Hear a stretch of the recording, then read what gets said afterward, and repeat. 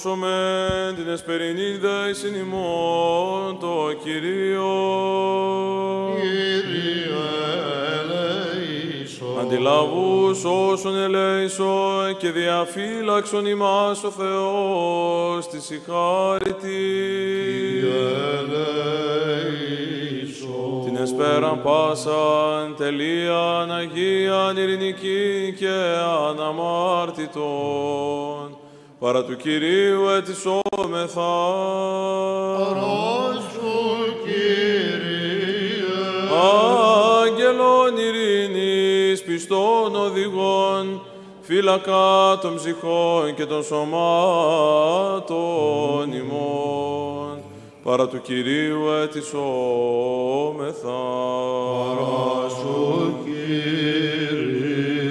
Συγγνώμη και άφεση των αμαρτιών και των πλημελημάτων ημών.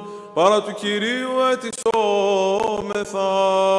Παρά σου, Κύριε. Τα καλά και συμφέροντα τες ψυχές ημών και ειρήνην το κόσμο. Παρά του Κυρίου ετισόμεθα. Παρά σου, Κύριε.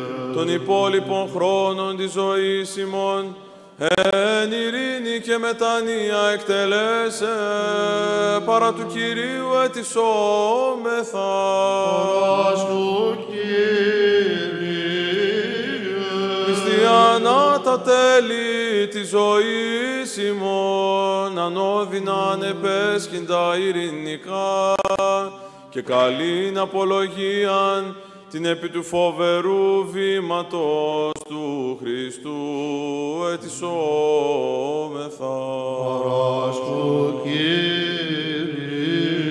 Της Παναγίας αχράντου υπερευλογημένης εν δόξου δεσποίνης ημών Θεοτόκου και αϊπαρθένου Μαρίας με τα πάντων των Αγίων μνημονεύσαντε σε αυτούς και αλλήλους και πάσαν τη ζωή ημών.